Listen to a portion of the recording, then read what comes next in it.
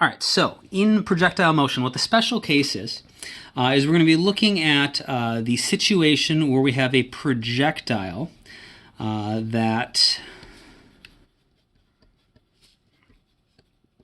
starts and ends at the same height. So, the simplest situation we could imagine is like just kicking a soccer ball or something over level ground. Starts at height 0. We give the ball some initial velocity, which is, of course, going to be at some angle theta. And that causes it to go up into the air and come back down and end at the exact same height. But it doesn't have to be this case. If we had two people playing catch with a baseball, the baseball starts up in the air in a person's hand, but if the person catching it is the same height as them, then that's the special case. If someone is playing basketball and they take a jump shot and they release the ball, they jump pretty high up and they release the ball from the same height as the basket, and the ball goes into the basket, then, starting in their hand and ending in the basket, which are both at the same height, so that would be the special case. And so there's lots of applications of this, other than just simple things where it's going over level ground. It could be in midair the entire time, but it's starting and ending at the same height. And this is actually a problem that we've seen before. This is the soccer problem that you did the other day. And in that one we had numbers. But it would be nice if we could actually figure out how to deal with this purely algebraically. And so one thing we're going to define is, in the special case, this displacement from the beginning to the end, starting and ending at the same height, that's called the range. And that is probably the most important vocab term you need to be aware of. If a problem asks you to find the range of a projectile, what is basically asking you is if the projectile was fired from the ground over level ground, how far forward would it go? Obviously, if we fired this off a cliff and it had more time to travel before it hit the ground, it would be able to go further. If there's a hill in the way and it's going to hit something, it wouldn't go as far. When we talk about range without any other definition of what it's talking about, in that case, the range is referring to the assumption that we are firing over level ground, or that it's starting and ending at the same height. And so what we would ultimately like to do is to find an equation for delta x. So we want to find an equation or an expression. I forget what the exact mathematical definition of the two is, but one of them, an equation or expression for delta x, just as a function of the only two parameters we're given, the magnitude of the initial velocity, so the initial speed, and the angle that it's fired at relative to the horizontal. So we want an equation for displacement delta x as a function of v naught, the initial speed, and theta, the angle it is fired at relative to the horizontal. And so, that seems like a lot. So the problem, of course, is that delta x is in the x direction. That's based on Vx and the time, and of course we don't have the time. And so I guess we're going to need to find the time first, which should sound familiar. That's what we had to do in the soccer problem. We had to figure out how much time it was in the air, and then we were able to use that to figure out what the delta x value is.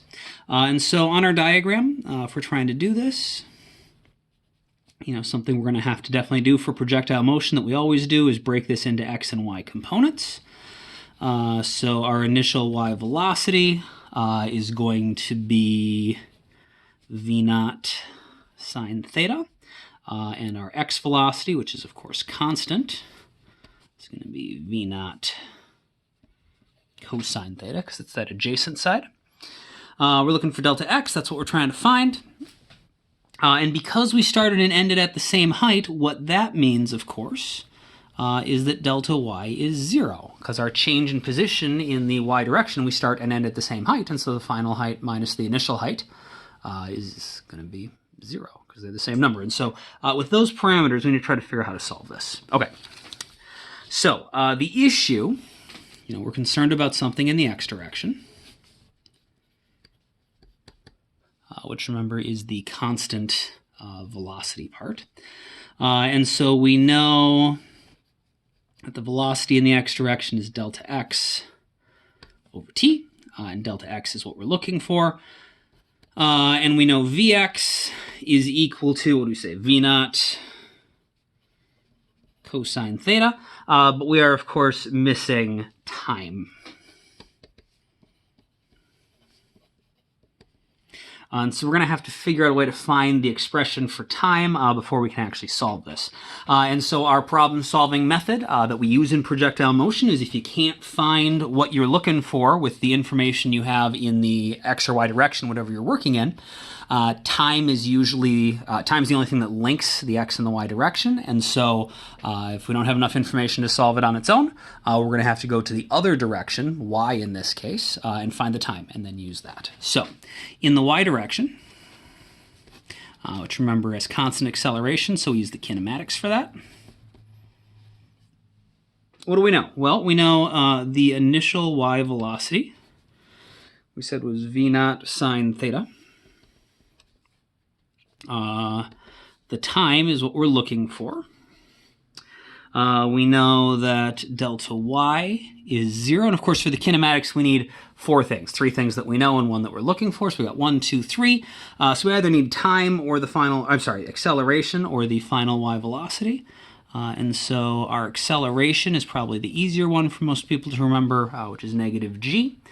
We do actually, though, also know the final y velocity. Remember, the symmetry of the problem means that the final y velocity is actually equal to the opposite of the initial velocity, because it's starting at the same height. And so it's got the same speed at the end, it's just going down instead of up at the end. So this would be negative v naught sine theta. We're not actually going to use that. We're going to use the information that people would more commonly come up with, but you can use this as an alternate solution. You could, if you didn't realize like delta y is going to be 0 or something, if you recognize this, you could solve the problem that way as well. Okay, and so the kinematic we're going to use, if we're going to use these top 4, is the one that's independent of final velocity, and so that is that delta y is equal to 1/2 the acceleration in the y direction times time squared, plus the initial velocity in the y direction times the time. Okay, so let's see what that gives us. I'm just going to copy my equation onto the next sheet. You don't need to recopy this because obviously you have it already written down.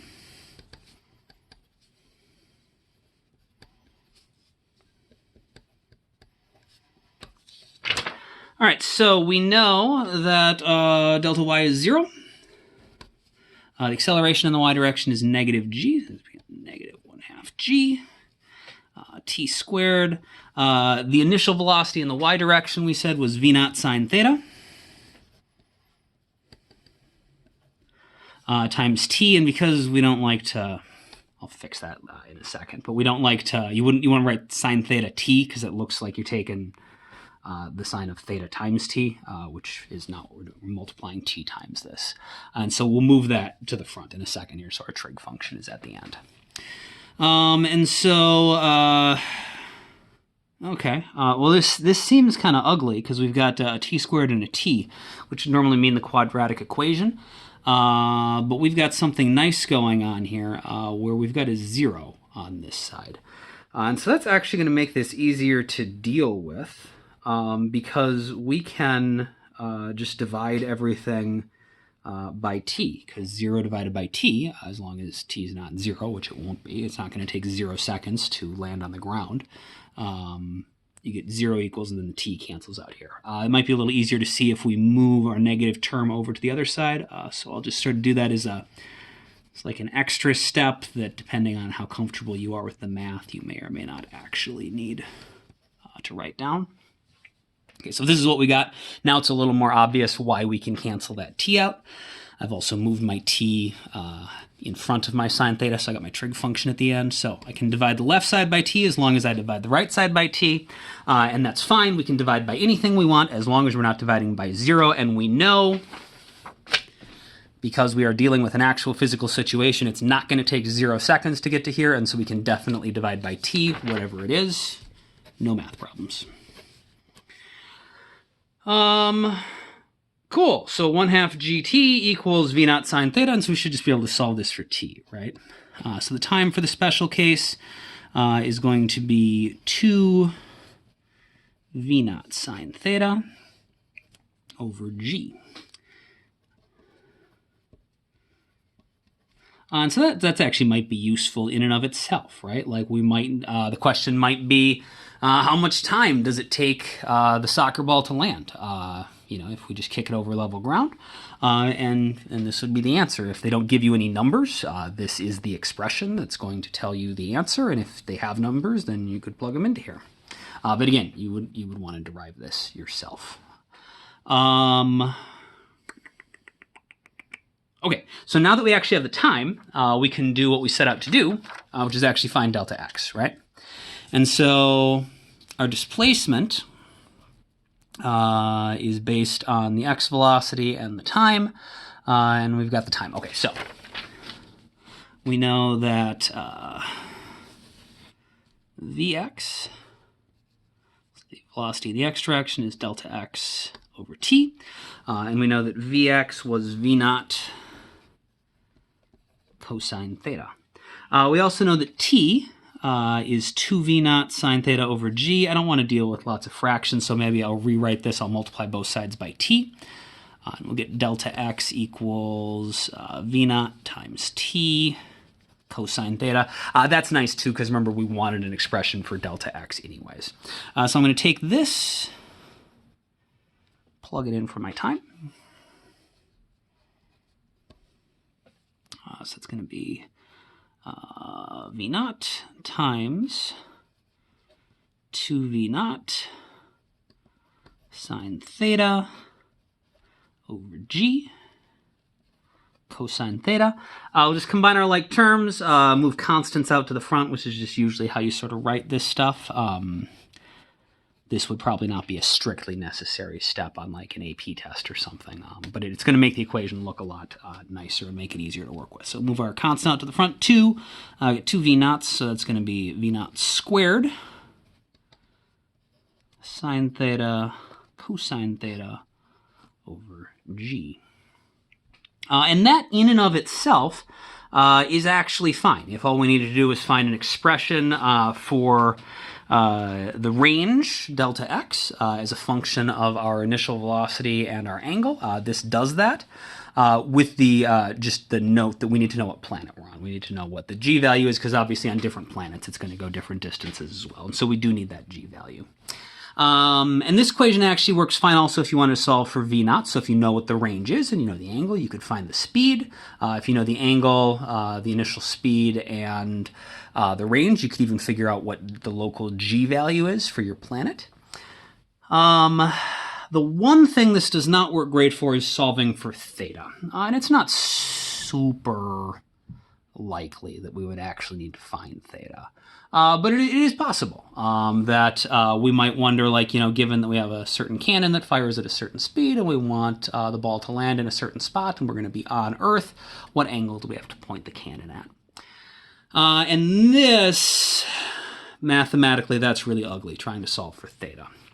And so to deal with this, we can, anytime you have a really ugly trig function, the answer is almost always you're going to use one of the trig identities that you learned in geometry class, which pretty much no one has memorized. And so you grab your textbook or you go onto Google and you type in trig identities and you go find a list of hundreds and hundreds and hundreds of different trigonomic identities to try to find one that is going to be useful to you.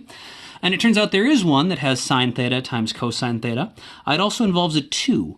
So it turns out we have this double angle rule. Double angle theorem, I think it is, which says that 2 sine theta cosine theta is equal to the sine of 2 times theta. And so if we put that all together, we can get a single expression for the displacement that only uses theta once. So then we could actually use it for to solve for any of our variables. So that's going to be our special case range equation. Final version is going to be 2 v naught squared. Oop, the 2 came out. So we're using the 2, the sine theta, and the cosine theta. We're replacing all of that with sine 2 theta. So it's going to be range is equal to v naught squared times the sine of 2 theta over g. Now, unlike an AP test or something, if they were asking you to derive an equation, they would somewhere as a hint actually give you this. 2 sine theta cosine theta is equal to sine 2 theta. If that's not on the AP equation sheet, they would never expect you to have that memorized.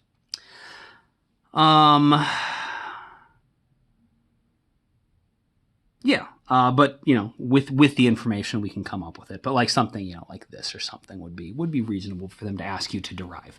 And derive means you actually have to show the work, show the steps, right? So if the AP test says derive an expression for the range as a function of v naught and theta, and you are able to like flip to your notes, or you happen to have this memorized or something for some reason, you just write that down, you would get 0 points because if the question is to derive it, you actually have to show the process of getting to it, which is what we're practicing doing here. And it's unlikely this is the thing you're going to have to derive. You're going to probably have to derive something you've never seen before, and so that's why we want to practice the skill of deriving things in general.